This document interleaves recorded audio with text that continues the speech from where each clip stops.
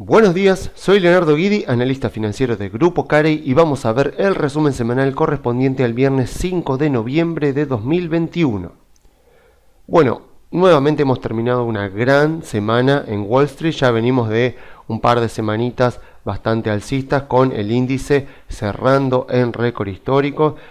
Bueno, esta semana particularmente Nvidia fue la gran protagonista de la semana y bueno, es una gran alegría porque es una acción que venimos mencionando bastante en estos informes, ya la veníamos mencionando desde 2020 como una empresa justamente de un sector en crecimiento, que tenía productos que tienen ventajas competitivas bastante altas, hay barreras de entrada bastante fuertes, y bueno, es una gran empresa, así que bueno, ojalá que hayan sido muchos las que la tengan en cartera, porque creo que de todas las empresas de las que vengo hablando este año ha sido claramente la mejor.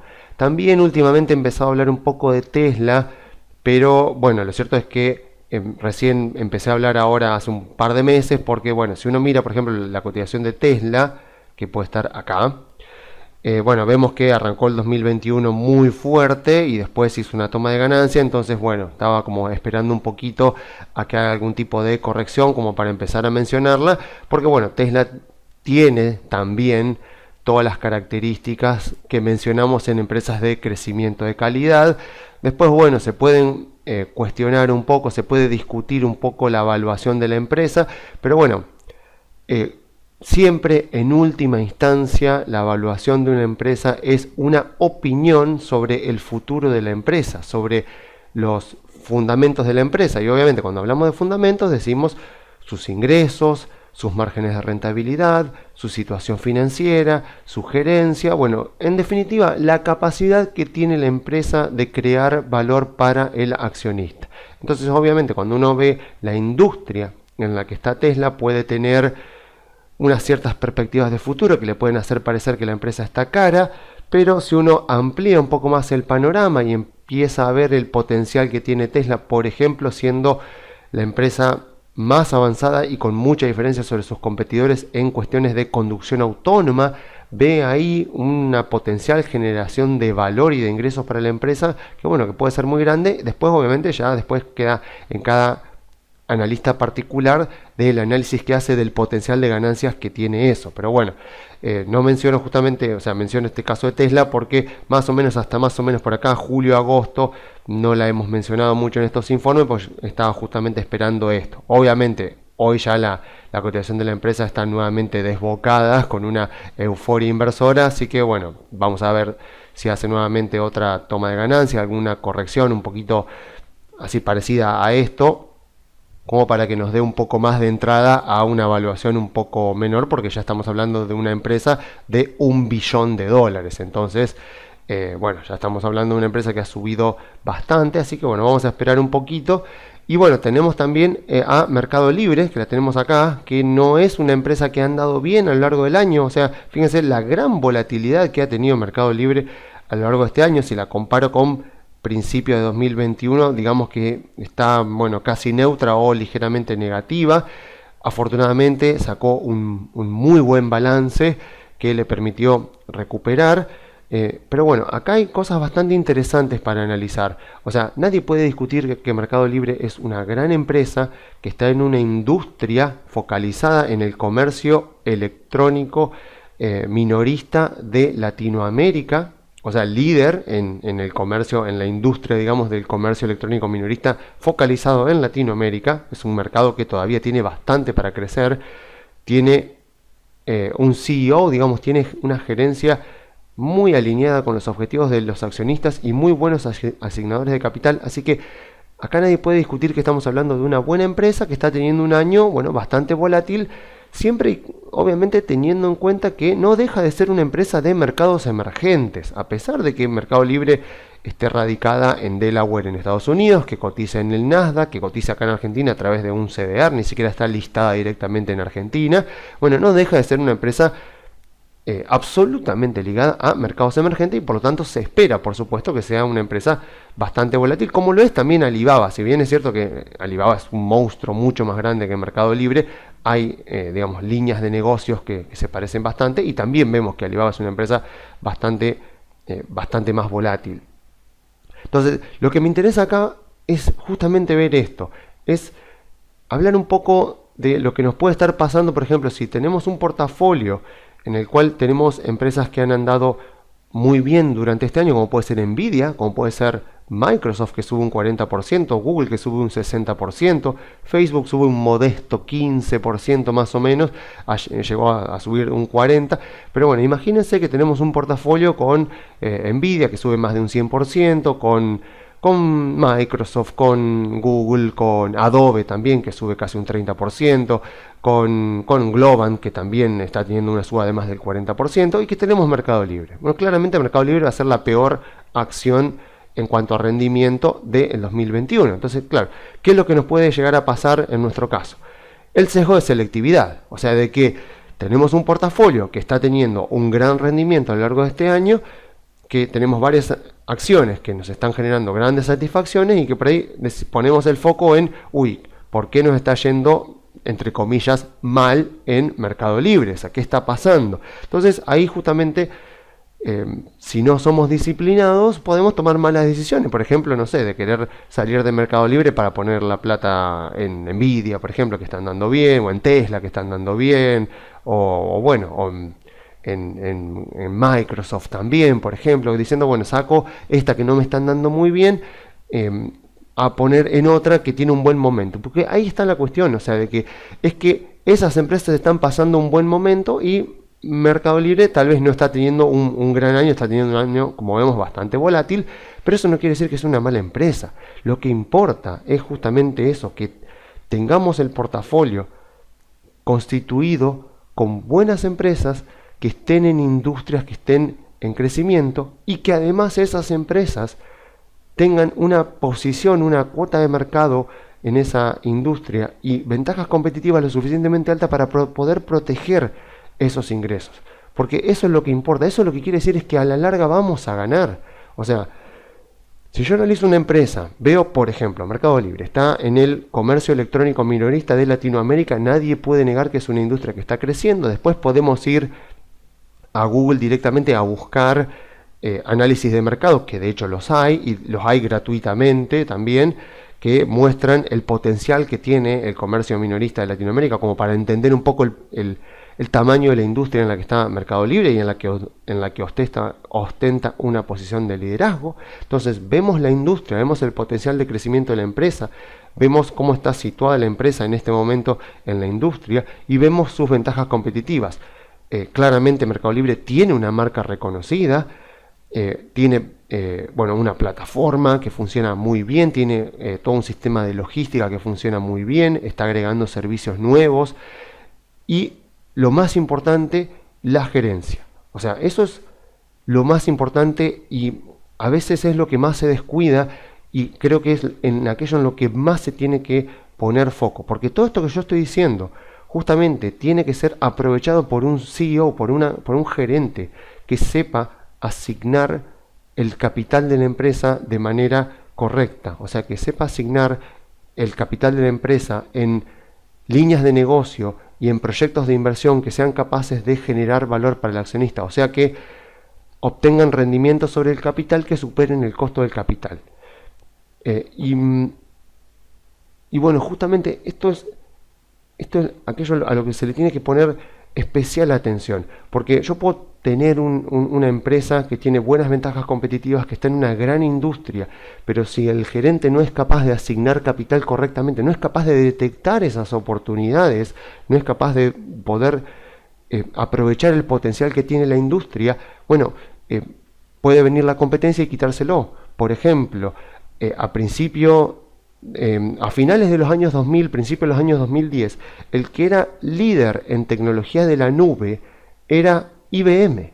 Era cuando uno miraba el potencial de esa industria o cuando miraba el estado de esa industria en ese momento, veía que la empresa que era la líder del mercado era IBM, pero IBM se ve que no lo consideraba con un gran potencial a la idea del software como servicio, a la idea de los data centers, bueno, todo lo que terminó después haciendo Amazon Web Services. O sea, Jeff Bezos vio ese potencial, vio que IBM estaba con una fuerte presencia, pero subestimando el potencial de la industria. Entonces hizo las inversiones de capital que creyó correspondientes, y hoy por hoy, bueno, Amazon, Microsoft y Google son los tres líderes de la industria cloud, del cloud computing.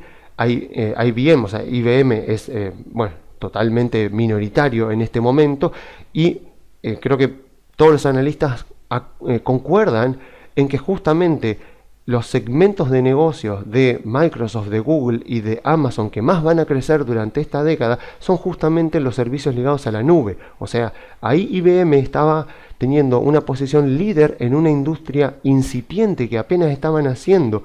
No supieron ver el potencial, no supieron asignar capital correctamente para invertir en esta industria que tenía un gran potencial.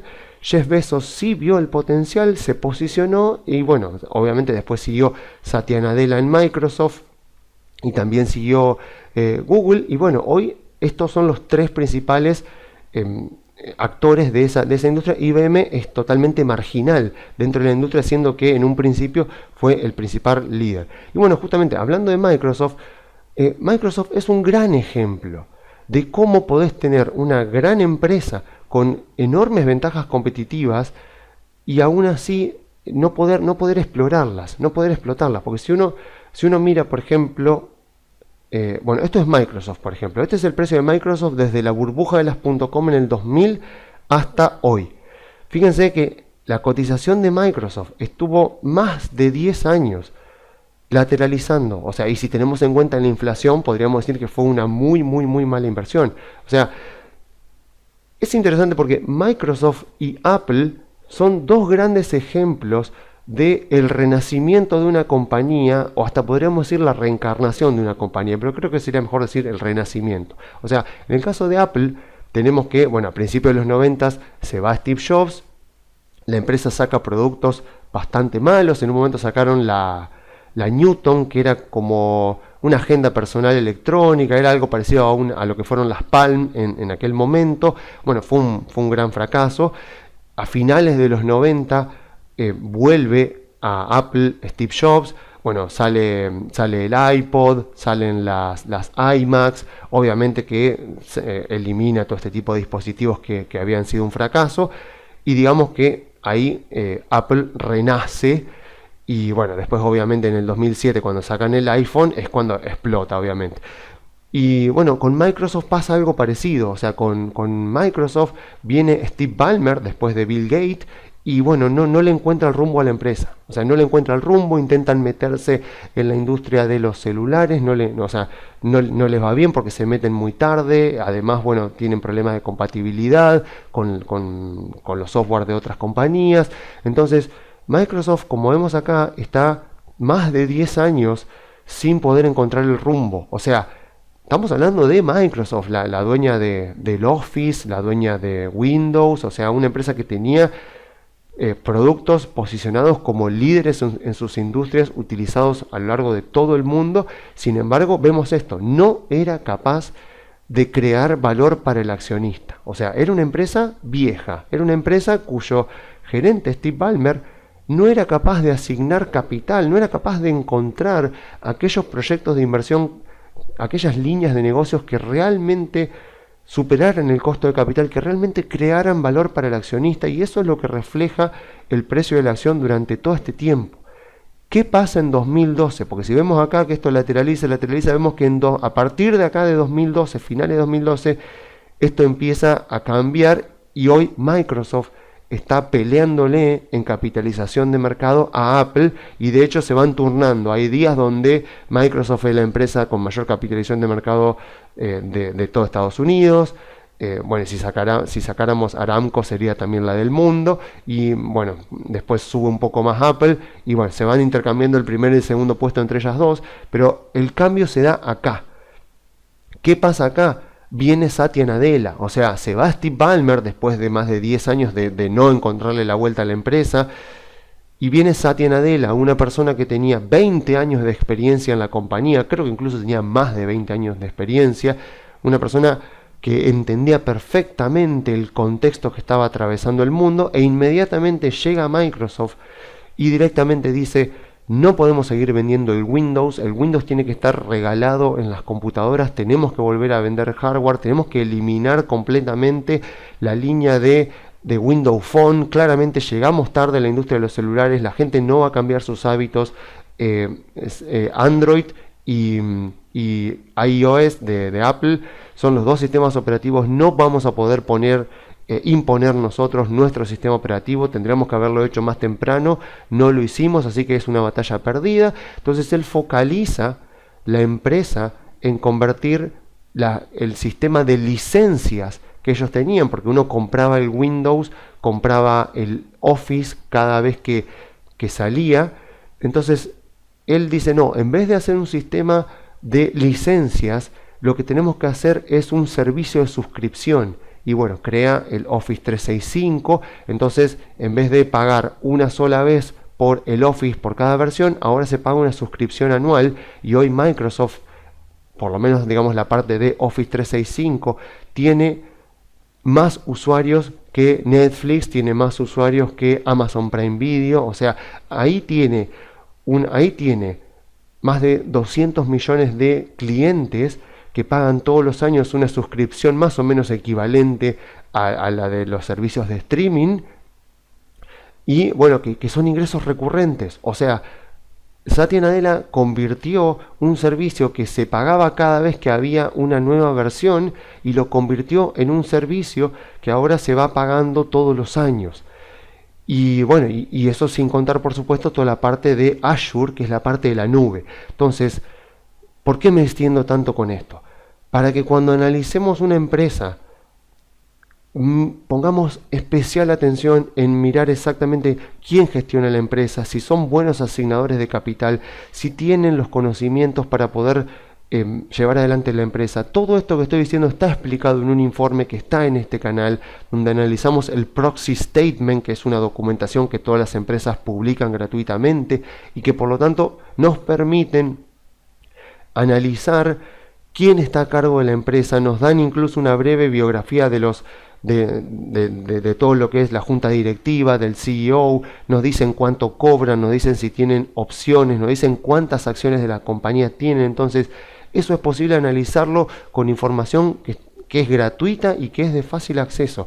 Entonces, cuando voy, por ejemplo, a empresas como Mercado Libre, supongamos otra vez el mismo ejemplo, ¿no? Tengo un portafolio de empresas tecnológicas a la que le está yendo bastante bien, y tengo una, por ejemplo, Mercado Libre, a la que le está yendo más o menos. La verdad es que el Standard & Poor's subiendo más de un 20%, Mercado Libre claramente no ha estado a la altura durante este año. Bueno, ¿qué hago? O sea, me enojo con la empresa, digo, bueno, la vendo. No, o sea, lo que hago es volver a analizar la empresa, en todo caso, volver a analizar la industria.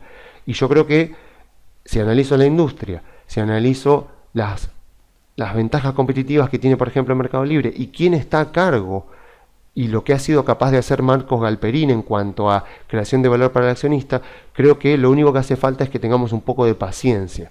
Y bueno, y esto, o sea, uso el ejemplo de Mercado Libre porque es justamente el ejemplo de esta semana, pero podría utilizar el ejemplo de Apple, que tampoco ha andado muy bien en el año, y también el de Amazon, por ejemplo, que tampoco ha tenido un gran rendimiento en el año. O sea, lo que tenemos que hacer obviamente es regularmente, no sé, cada 3 meses, por ejemplo, cuando salen los balances, volver a mirar nuestro portafolio, y lo más importante es eso, o sea, mirar en qué empresa estamos invertidos y poder entender claramente, bueno, sus industrias, su propuesta de valor, cuáles son las ventajas competitivas que tiene la empresa y que les permiten defender esa propuesta de valor de la competencia. Obviamente su posición financiera, cómo está financieramente la empresa, y también, obviamente, quiénes son los que gestionan la empresa, porque eso va a ser determinante en si va a ser posible crear valor para el accionista en el futuro, que eso es lo que a mí más me importa. O sea, que la empresa tenga una gran propuesta de valor que pueda ser protegida por buenas ventajas competitivas, que esté en una industria que esté creciendo, con lo cual quiere decir que los ingresos y las ganancias de la empresa irán creciendo a futuro, y que al mando de la empresa está una persona competente que entiende cómo funciona el negocio, cómo funciona la industria, y que es capaz de asignar el capital que tiene disponible la empresa para aprovechar esas oportunidades y crear valor para el accionista. Eso es lo más importante, sobre todo en estos momentos donde uno ve que por ahí pasan los meses y tiene una empresa que no le está yendo tan bien como las demás.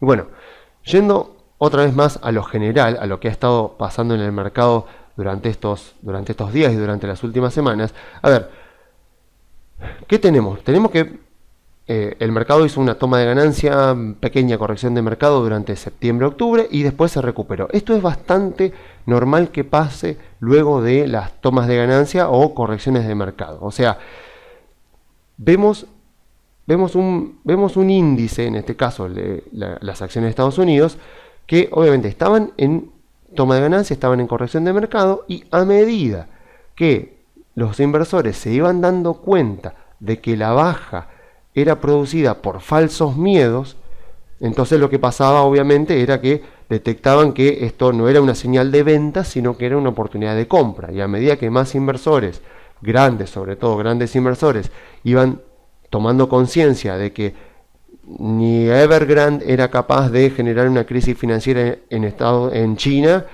y obviamente tampoco en el mundo, de que el tapering no era algo tan malo, de que la inflación estaba empezando a bajar, de que el crecimiento económico de Estados Unidos estaba bajando, pero tampoco era que era muy diferente a lo que estaba pasando en 2019.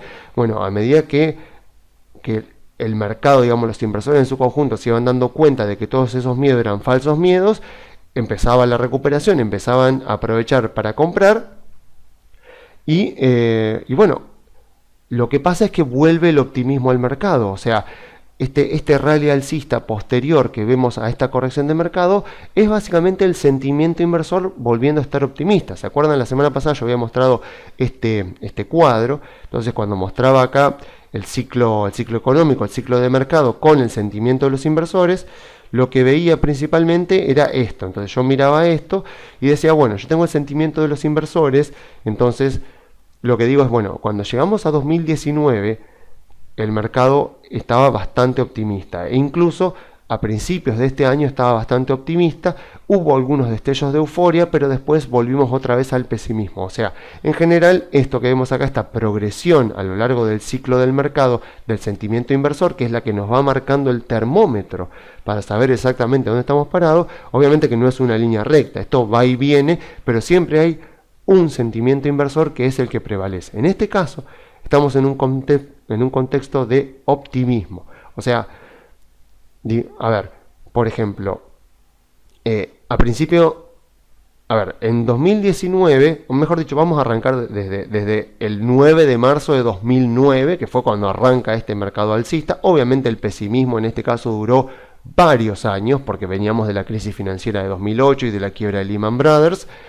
El escepticismo podríamos decir que empieza a llegar ya en 2014, ya 2015, bueno, en diciembre de 2015 la Fed empieza a subir las tasas de interés. O sea, ya, digamos, desde 2009 hasta 2014 ya las razones para ser pesimista eran cada vez menores, ya no podía haber, o sea, la gente ya claramente no podía sostener que el mercado iba a caerse en cualquier momento, aunque obviamente siempre hay gente que dice eso, pero, digamos, en 2015, diciembre de 2015, la Fed sube por primera vez las tasas de interés. Entonces ya el mercado es como que tenés un mercado alcista en ese momento que estaba dubitativo, porque decían que no era momento para subir las tasas de interés, a pesar de que la Fed había subido muchísimo las tasas de interés. Recuerden que el primer tapering se hizo en 2014, a lo largo de todo 2014, terminó en noviembre de 2014. Eso ya provocaba que el mercado estuviera un poco escéptico, porque el mercado era como que, bueno, desde el pesimismo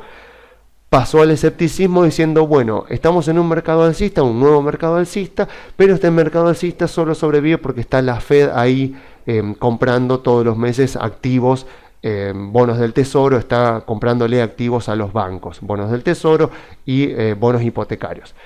Cuando termina el tapering, obviamente el mercado sigue escéptico porque no cree que el mercado pudiera seguir su rumbo sin que la Fed estuviera ahí dando liquidez.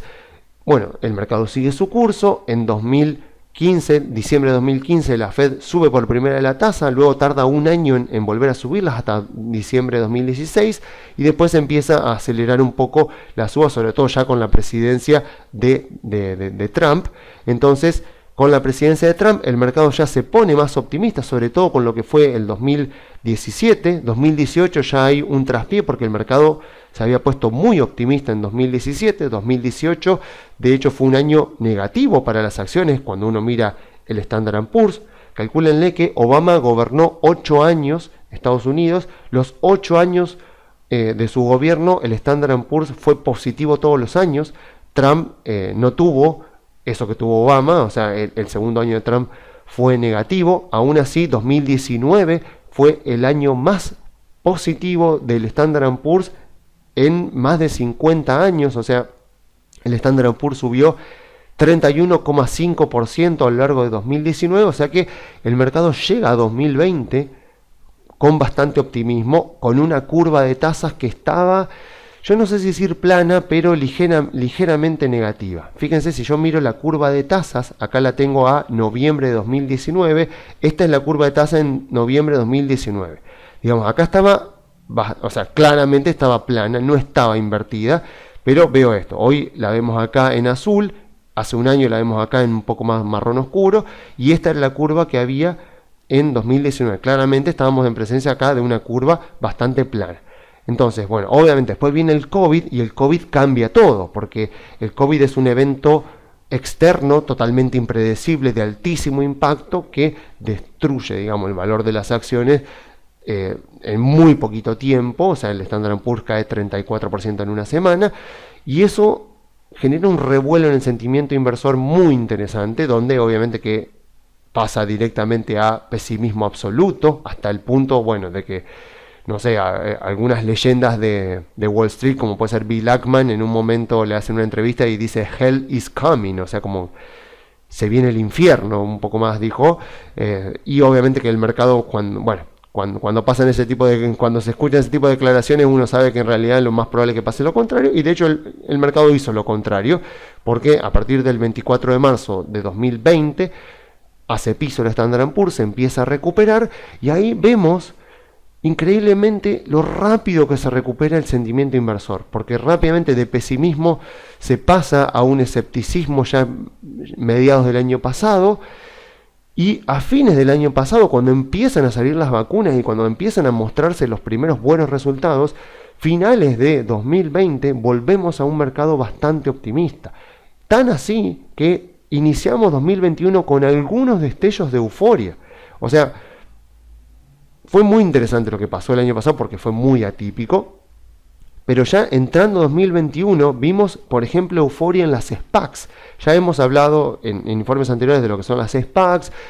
Son unas empresas bastante dudosas, o sea, son empresas que no tienen modelo de negocio, salen a cotizar a bolsa con el único objetivo de apuntar a una empresa privada, adquirirla y obviamente hacer como una salida a bolsa al revés, o sea, sale a bolsa la SPAC, la empresa privada está ahí, digamos, como objetivo, se hace una negociación, la SPAC que ya cotiza en bolsa compra la empresa privada, y de esa manera, digamos que es una manera inversa de que esa empresa privada ahora cotice en bolsa.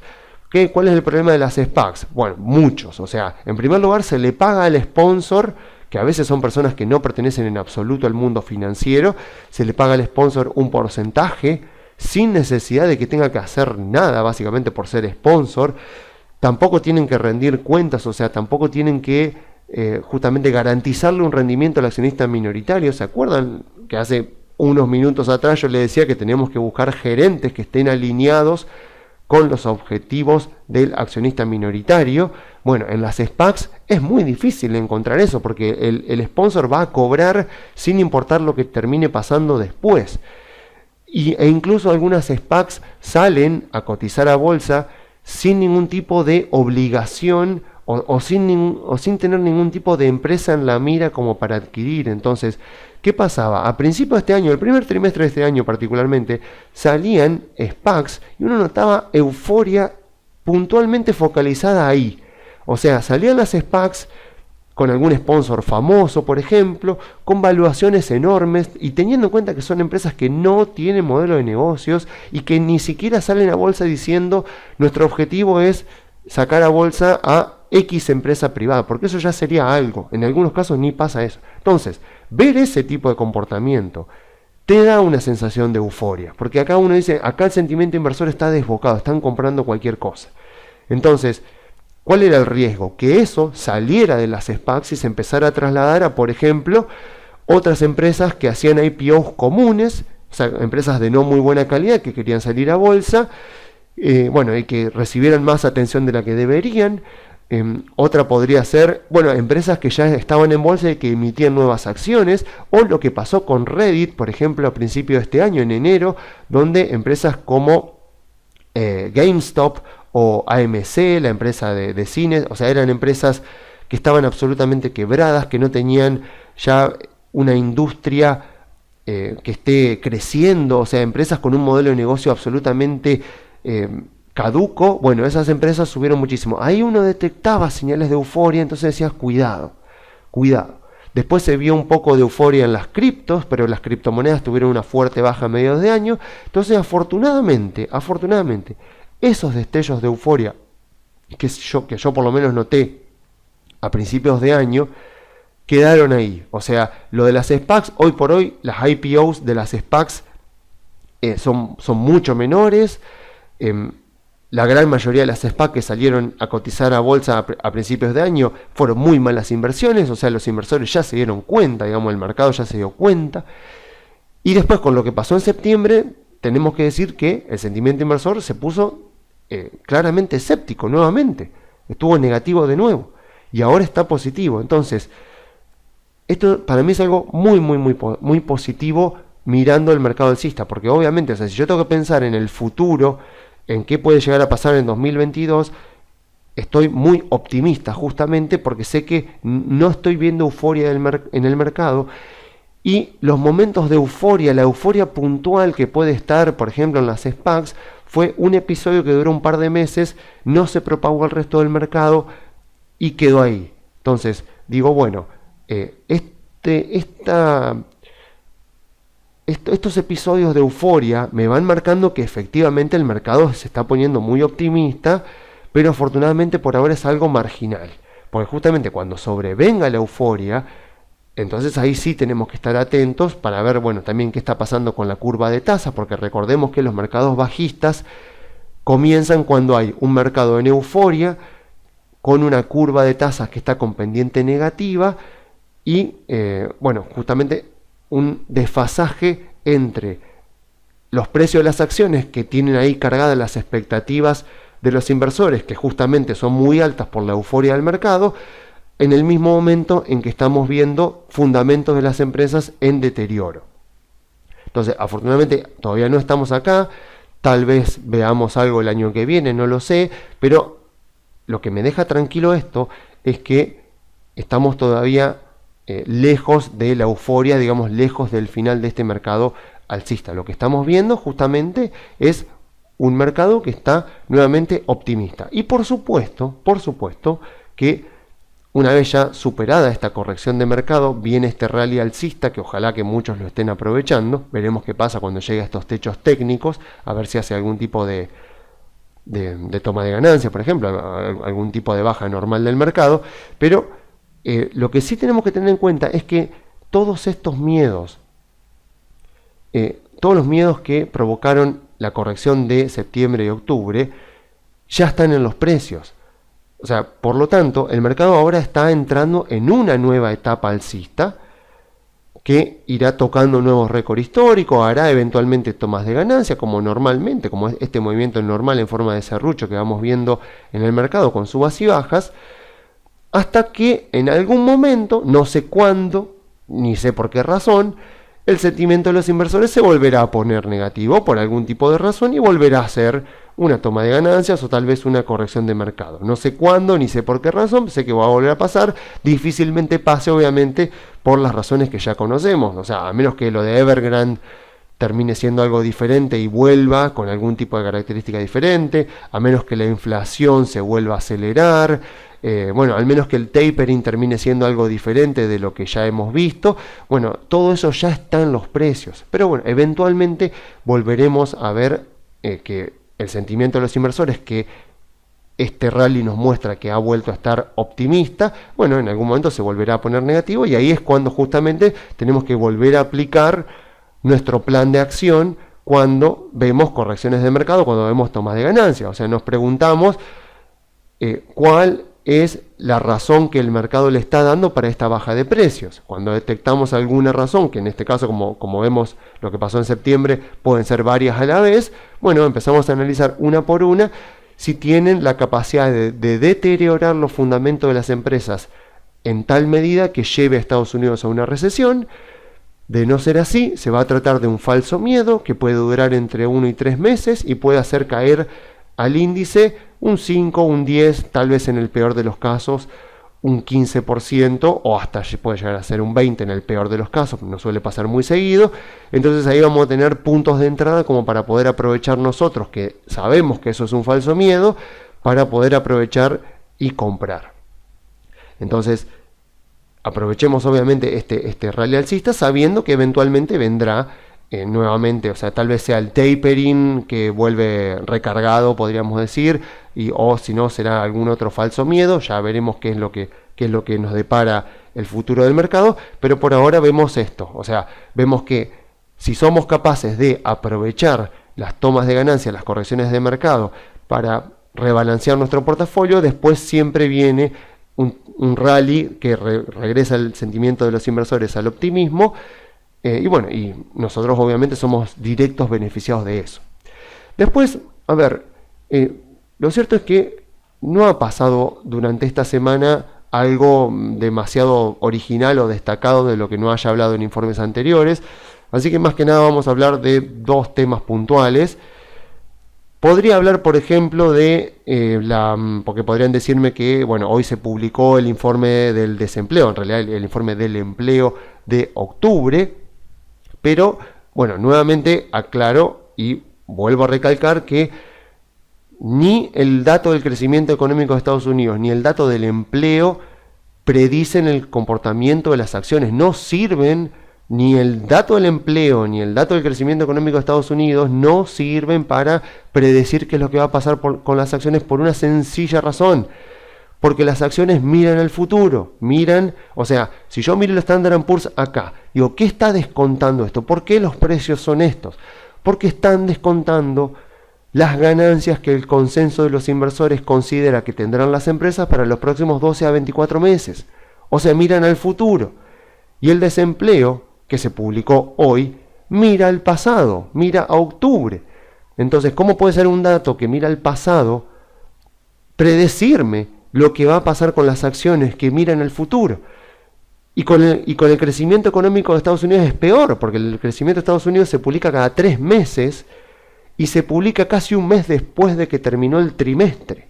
O sea que menos aún me sirve, o sea, porque no, o sea, cuando se publica el dato de, bueno, en este trimestre el crecimiento económico de Estados Unidos fue tanto, es recontra viejo ese dato, porque no solo ya terminó, o sea, no solo ya se publica a trimestre vencido, sino que se publica casi un mes después de terminado el trimestre. Con el informe del empleo puedo decir, bueno, por lo menos se publica cada mes y se publica ahí nomás el primer viernes del mes siguiente, pero bueno, aún así no sirven, o sea, no sirven por una cuestión fundamental, o sea, de que las acciones miran el futuro y estos datos miran el pasado. El único momento en el que pueden llegar a servir para algo, y desgraciadamente no podemos anticiparlo, es cuando vienen muy diferente a lo esperado. O sea, bueno, es exactamente lo que pasó con la inflación este año. O sea, la inflación pasa lo mismo que con el empleo. O sea, es un dato que se publica a mes vencido, mientras que las acciones miran el futuro. Entonces, ¿qué es lo que vemos? Bueno, lo que vemos es justamente esto. Cuando yo miro lo que pasó con la inflación este año, veo esto que pasó acá en mayo, cuando se publica la inflación de abril, que provoca esta baja, que tampoco vamos a decir que fue una gran baja. Seguramente se asustó gente en estos 3 días, digamos, de fuerte baja, pero después vemos lo que hizo el mercado. O sea, sí, en este caso, ¿qué pasaba? La inflación es un dato que en general el mercado lo mira, pero tampoco espera demasiadas sorpresas. Y bueno, ¿qué pasó? En ese momento sí vino con una gran sorpresa, vino mucho más alta de lo esperado y ahí sí sorprendió al mercado. Entonces ahí sí provocó un sacudón en los precios, provocó volatilidad, provocó incertidumbre, porque de repente el mercado venía con una idea de la inflación, el dato salió muy diferente a lo esperado y bueno, provocó obviamente replanteamientos por parte de los inversores, pero fíjense lo que duró 3 días, o sea, tampoco fue que provocó una enorme baja en el mercado, es verdad, o sea, provocó baja en el mercado a pesar de ser un dato que se publicaba mes vencido, porque vino muy diferente a lo esperado, pero claro, eso pasa una vez, porque a partir de ahí lo que sucedió es que la inflación pasó a ser el dato más mirado y esperado por parte del mercado. Entonces, esa actitud del mercado, de los inversores, de decir, bueno, a partir de ahora vamos a estar muy atentos con lo que pasa con la inflación, provocó obviamente que si tenía algún tipo de poder la inflación como para influir en los precios, dejó de tenerlo. Porque a partir de ahí, como el mercado en su mayoría estaba mirando el dato de inflación, bueno, habrá habido inversores, como siempre pasa, hay inversores que tratan de adelantarse a cómo creen que va a venir el dato. Algunos creerán que va a venir muy alto y actuarán de determinada manera, otros creerán que la inflación es temporal y actuarán de otra, pero ese accionar caótico, podríamos decir, de los inversores actuando todos a la vez, es lo que va incorporando la información a los precios. Y eso es justamente de lo que hablamos cuando decimos que el mercado ya lo descontó en los precios. Bueno, y es lo que pasó justamente con la inflación ya a partir del mes de mayo, después ya después de eso no nos sorprendió más.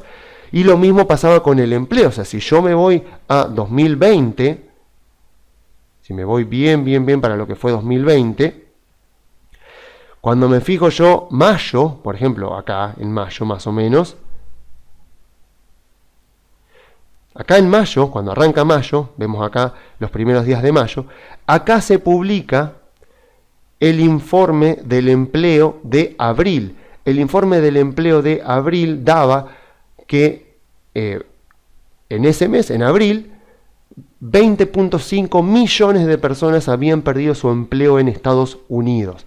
Miren la reacción del mercado ante un reporte, o sea, que se publica primer viernes de mayo, más o menos por acá habrá sido, se publica el informe del empleo de abril diciendo 20.5 millones de personas perdieron su empleo en abril. Esta fue la reacción del mercado.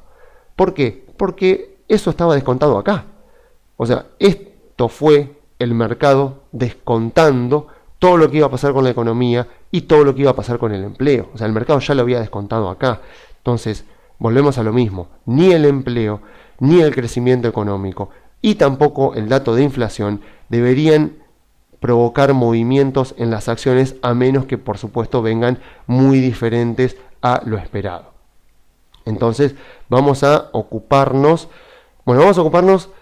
de dos temas puntuales. En primer lugar, un recordatorio, o sea, esta semana se cumplió un año de que Joe Biden está en la Casa Blanca, y bueno, ha sido un gran año, excelente año para las acciones de Estados Unidos.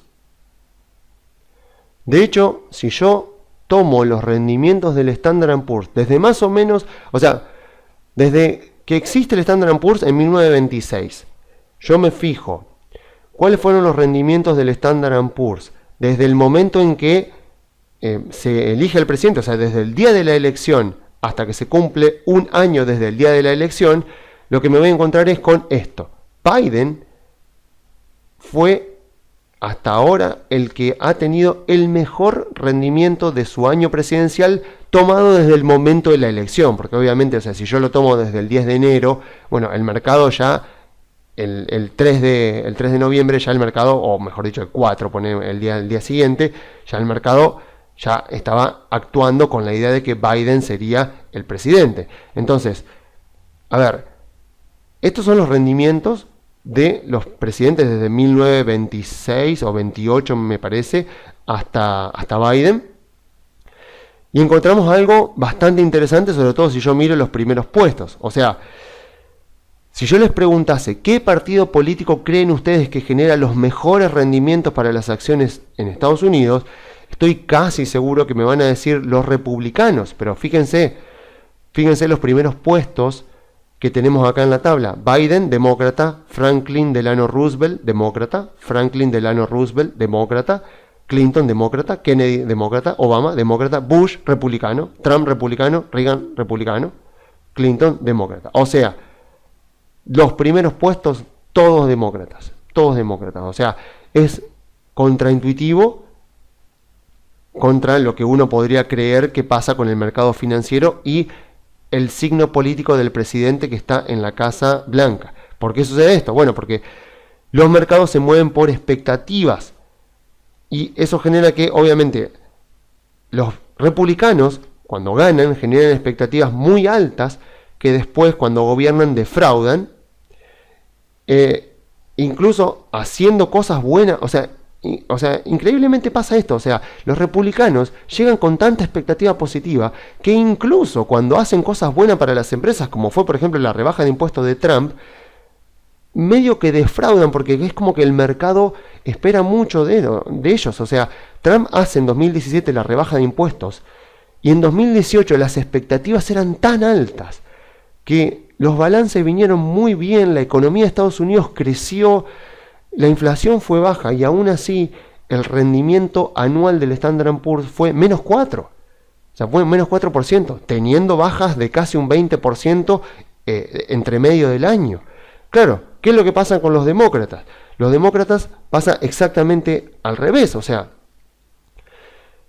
cuando hacen campaña los demócratas, las campañas presidenciales de los demócratas son bastante de centro izquierda. O sea, ¿qué proponen? Bueno, proponen más regulaciones, regular a las grandes empresas, regular a los monopolios, subir impuestos, más gasto público, más ayuda social, más asistencia social. Entonces ellos prometen redistribución del ingreso. Entonces esa es la agenda con la que hacen campaña y con la que suele subir un candidato demócrata a la Casa Blanca, y de hecho es lo que pasó con Biden, que proponía bastante de lo que acabo de nombrar. Entonces, claro, ¿qué es lo que pasa?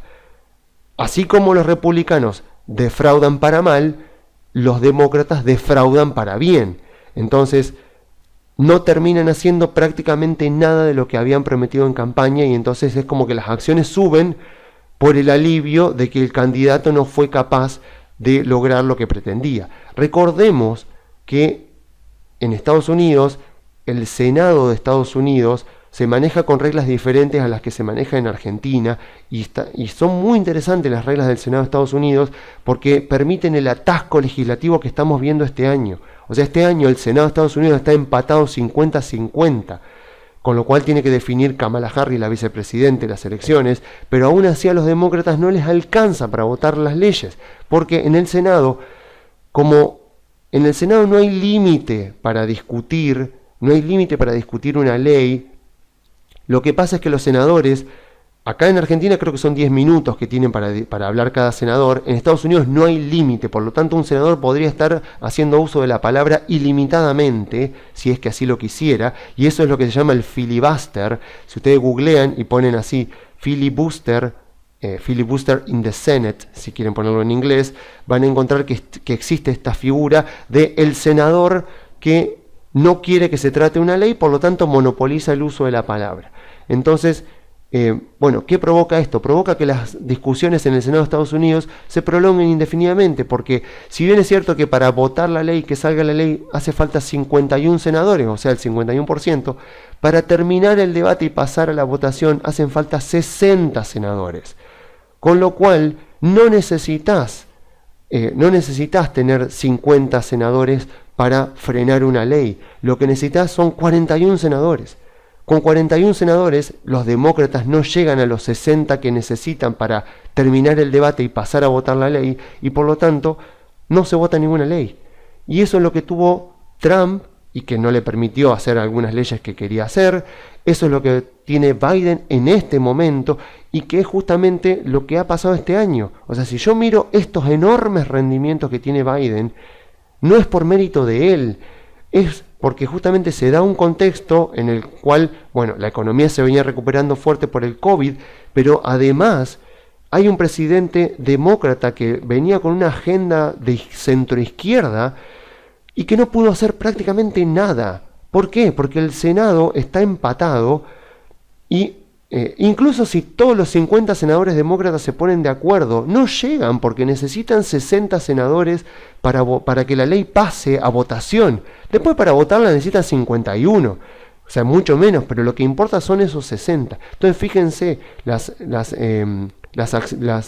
proyectos de ley de Biden de suba de impuestos, de regulaciones, el paquete de estímulos que lanzó Biden al principio del año iba a ser mucho más grande de lo que termina siendo. Entonces, ¿qué es lo que pasa? Que todas las leyes que quieren pasar los demócratas, por ejemplo, van a salir muy diluidas, siempre van a ser muy diluidas, porque lo tienen que negociar con los republicanos.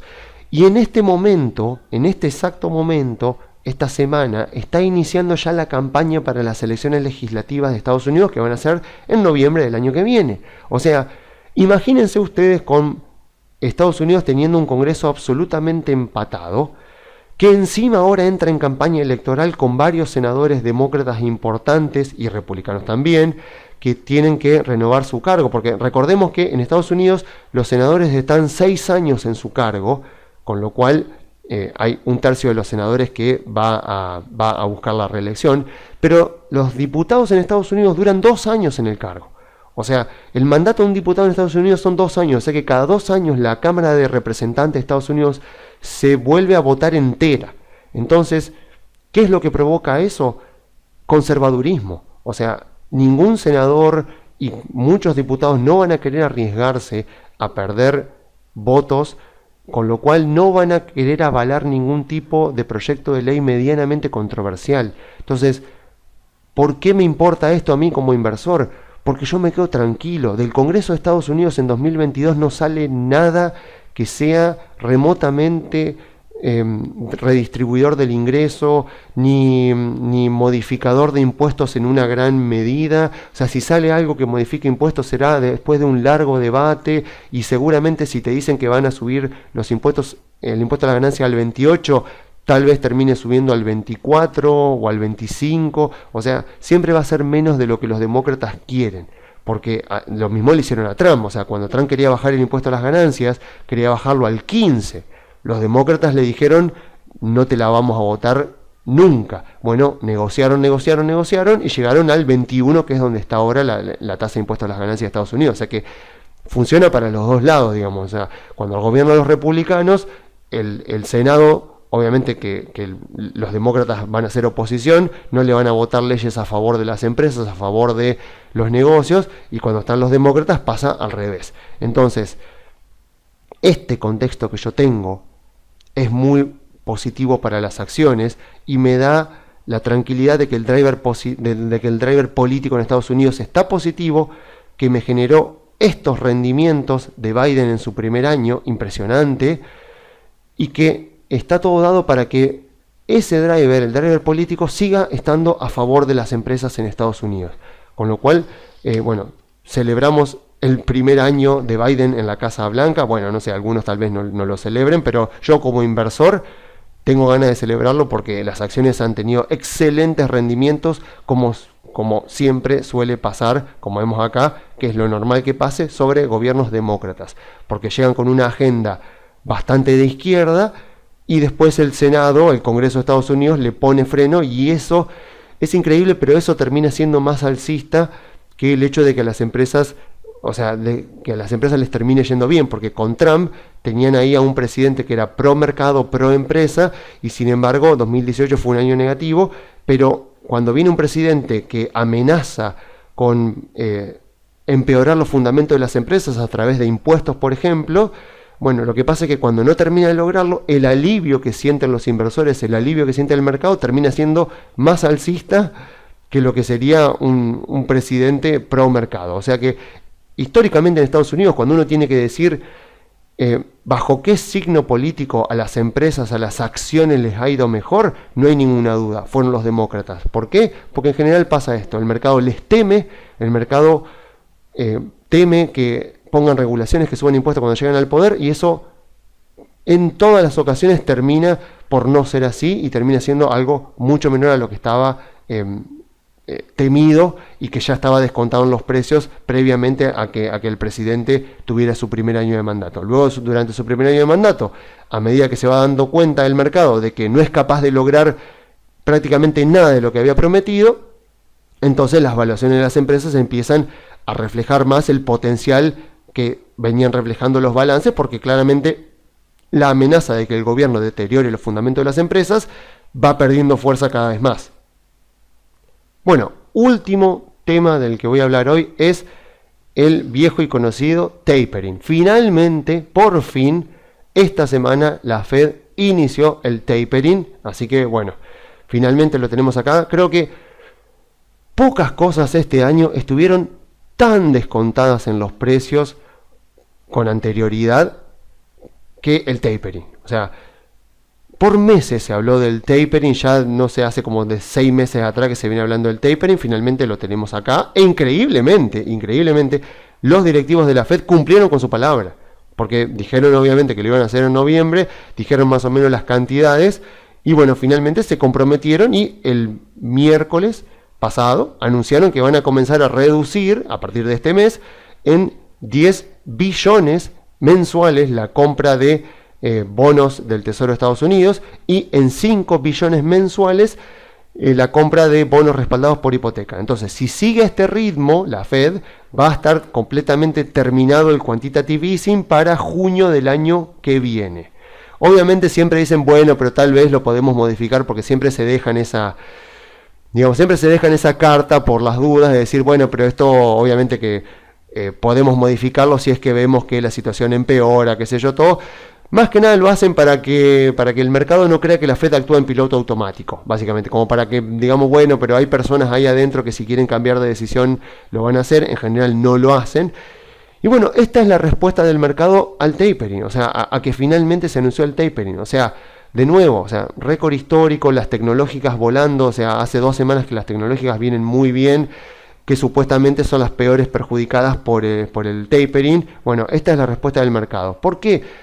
Porque ya están los precios, o sea, volvamos a ver el Standard & Poor's en 2013, en 2014, lo que mostraron informes anteriores, o sea, el tapering, por un lado están los precios, o sea, por un lado, si se habla tanto de algo como puede ser un tapering durante meses y meses y meses, bueno, no tiene poder de sorpresa, lo mismo que les comentaba con respecto a la inflación, con respecto al empleo, o sea, ya están los precios, el mercado, o sea, ya por lo menos, no sé, desde hace 2-3 meses atrás el mercado ya viene invirtiendo con la idea de que la Fed, bueno, va a empezar a reducir su compra de bonos del Tesoro, su compra de bonos hipotecarios y eventualmente va a cesar definitivamente de intervenir en el mercado hasta que aparezca alguna razón nueva para volver a hacerlo. Bueno, esta es la respuesta del mercado. ¿Por qué?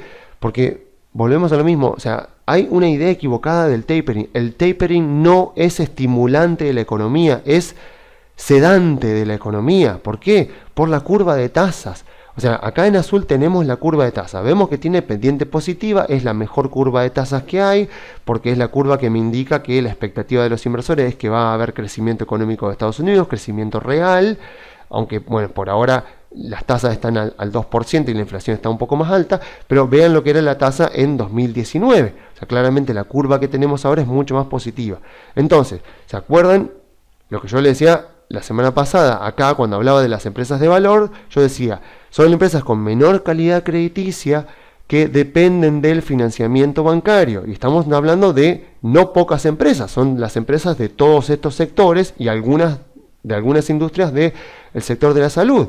Entonces, ¿qué pasa con el tapering? Como la Fed ahora me deja de intervenir acá, esta curva podría ser, no puedo decir que va a pasar, pero podría ser que empiece a subir un poco más, o sea que se empine esta curva. Y esta curva es la que me marca aproximadamente, por supuesto, no exactamente, pero me marca aproximadamente los márgenes de rentabilidad bruta que tienen los bancos, o sea, los márgenes de rentabilidad, porque el banco toma plazos fijos acá y paga una tasa y presta dinero acá a empresas, a personas con una hipoteca, por ejemplo, y se gana la diferencia entre esta tasa que cobra y esta tasa que paga. Si esta tasa ahora empieza a subir, eso quiere decir que el margen de rentabilidad de los bancos aumenta, y esto no solo mejora el balance de los bancos, sino que a su vez mejora las expectativas de todas estas empresas, de estos sectores, porque estas empresas van a tener más financiamiento bancario. Entonces, si estas empresas se quieren expandir, quieren aumentar sus operaciones, bueno, una curva de tasas más empinada va a incentivar más a los bancos a dar crédito. Entonces, esto es positivo para la economía. O sea, obviamente que me va a perjudicar las valuaciones de las empresas, pero en general me genera un efecto netamente positivo para toda la economía de Estados Unidos en su conjunto, porque imagínense que beneficia a los fundamentos de las empresas de todos estos sectores, y seguramente que de estos sectores en crecimiento también habrá empresas que se van a ver beneficiadas porque van a necesitar financiamiento bancarios. Entonces, esto que puede llegar a pasar con el tapering a lo largo de los próximos meses es algo positivo para la economía. Entonces, la Fed, al hacer un quantitative easing, en este caso lo estaba haciendo porque el gobierno de Estados Unidos necesitaba financiamiento. O sea, la Fed no estaba haciendo un quantitative easing en este caso porque quisiera salvar a los bancos, como fue en 2009, y en ningún momento estaba intentando incentivar la actividad económica, o sea, estimular la actividad económica. Lo que estaba haciendo la Fed, netamente, era monetizar el déficit de Estados Unidos. O sea, el gobierno de Estados Unidos estaba en una situación donde decía, mira, por los compromisos que tengo, por el tema del COVID, por ejemplo, tengo un déficit de tantos billones de dólares. Por lo tanto, tengo que emitir bonos por esa cantidad. Entonces, fue al mundo a colocar bonos el gobierno de Estados Unidos y se encontró que no había acreedores suficientes para la cantidad de deuda que el gobierno de Estados Unidos tenía que emitir. ¿Qué hizo la Fed? Dio un paso adelante y dijo, bueno, no se preocupen, acá estoy yo voy a emitir reservas bancarias, se las voy a dar a los bancos, con esas reservas bancarias los bancos van a comprar bonos del tesoro, me los van a dar a mí y de esa manera yo lo voy a hacer porque está prohibido que la Fed le compre directamente al gobierno, si no le compraría directamente, utiliza a los bancos intermediarios como puente. Entonces dice, no se preocupen, yo voy a financiar el déficit del gobierno de Estados Unidos. O sea que en ningún momento la Fed dijo que esto era para estimular la economía. Esto era, o tal vez lo dijo, pero como para la tribuna, si se quiere, ¿no? Pero en realidad lo que estaba haciendo era monetizar el déficit que Estados Unidos tenía y que no hubiera podido tener si no hubiera estado la Fed, porque no había acreedores, no había gente dispuesta a prestarle semejante cantidad de dinero al gobierno de Estados Unidos. Entonces, ¿qué dijo la Fed? Bueno, vengo yo y te doy liquidez. Entonces, ahora que la situación ya se está normalizando, la Fed dice, bueno, ahora yo doy un paso atrás, empiezo a retirarme, el gobierno debería bajar el gasto público, debería o encontrar financiamiento propio en el mercado de capitales con empresas, con gobiernos dispuestos a prestarle, o debería bajar su gasto público de tal manera de no necesitar tanto financiamiento a través de la emisión de bonos del tesoro. Entonces, ahora la Fed, digamos, se está retirando porque como efecto secundario de eso, como efecto secundario de que la Fed estaba monetizando el déficit de Estados Unidos, lo que pasaba es que me aplanaba la curva. Fíjense lo que era la curva de tasas hace un año, cuando la Fed estaba en pleno quantitative easing monetizando el déficit de Estados Unidos. Era esta que vemos acá abajo, mucho más plana, mucho más abajo de lo que vemos ahora. Ahora vemos esta curva azul mucho más empinada y por lo tanto los bancos van a tener mucho más incentivos para prestarle dinero a las empresas, porque la Fed se está retirando, está dejando de intervenir acá, comprando bonos acá, y al retirarse la Fed, entonces deja más libertad le quita presión compradora a esta parte de la curva y esto entonces podría llegar a subir un poco. Eso incentiva a los bancos y es un círculo virtuoso que mejora la actividad económica de Estados Unidos. Y obviamente que las empresas las empresas en crecimiento, digamos, las empresas de estos sectores también se ven beneficiadas porque la economía de Estados Unidos crece. Entonces, creo yo que estamos en un gran momento, o sea, rebalanceemos el portafolio cada tanto si se nos desbalancea, pero estamos de cara a 2 meses que ya arrancó bastante bien, el mes de noviembre, diciembre también debería ser bueno, y a un 2022 que también tiene todas las señales. Por lo menos yo, cuando miro nuevamente acá el sentimiento de los inversores, veo que estoy acá, estoy lejos todavía del fin del mercado alcista, Veo que al retirarse la Fed va a mejorar el crecimiento de Estados Unidos, debería acelerarse aunque sea un poco. Eso va a ser positivo para las empresas value, pero también para las empresas en crecimiento. Yo sigo considerando que vale más la pena tener empresas en crecimiento, pero no está mal si alguien encuentra una empresa en alguno de estos sectores de valor, estos sectores de acá, que tiene las características que yo comenté de una industria que está en crecimiento, con ventajas competitivas, con una buena posición financiera y con gerentes que son buenos asignadores de capital, no hay absolutamente nada malo. Al contrario, estaría muy bien tener ese tipo de empresas en el portafolio, incluso aunque pertenezcan a estos sectores que son considerados históricamente como sectores de valor.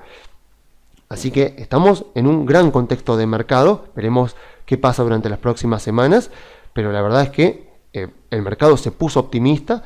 Y yo también en mi caso soy optimista no solo para los próximos 2 meses, sino también para lo que podamos ver en 2022. Entonces, brevemente pasando a Argentina, hay un usuario en Twitter muy bueno que se llama Hombre Manzana, @hombre_manzana, que todos los meses publica, está muy bueno como lo hace, un balance actualizado del Banco Central. Y lo que más me importa es esto, que a las reservas del Banco Central les va quitando todos los ítems que no son en realidad reservas de libre disposición, le quita el oro y vemos al 4 del 11, o sea, esta semana, básicamente ayer, 1.197, casi 1.200 millones de dólares de reservas líquidas netas. Esto es lo que tiene el Banco Central argentino al día de hoy. Así que, nuevamente, si queremos comprar acciones argentinas, están muy baratas si consideramos que el resultado electoral va a ser contundente a favor de la oposición y ya va a generarse una expectativa política positiva de cara a los próximos 2 años, pero vamos a atravesar durante los próximos meses y tal vez durante el año siguiente momentos muy complicados, de mucha incertidumbre. Así que sabemos que riesgo igual recompensa. O sea, hoy por hoy, así como está el Banco Central, este gobierno no tiene forma de sostener el tipo de cambio oficial en 105 pesos. Vamos a ver qué pasa después de las elecciones, pero los fundamentos me marcan eso. Vamos a ver qué pasa porque ajustar el tipo de cambio oficial te provoca una aceleración inflacionaria, que ya estamos en el 50%. Los gremios van a empezar a presionar por aumento de salario, obviamente las empresas también, las medicinas prepagas. Bueno, imagínense todo lo que se viene, o sea, y obviamente que el daño que le puede provocar un ajuste del tipo de cambio oficial a las pymes que son importadoras, bueno, ni que hablemos. O sea, se vienen 3 meses de mucha incertidumbre, pero yo diría que también ya, digamos, así como soy muy optimista con respecto a Estados Unidos, de las acciones de Estados Unidos, en cuanto a Argentina, digo, sí, están muy baratas las acciones argentinas, sobre todo en vista de lo que puede pasar con las elecciones.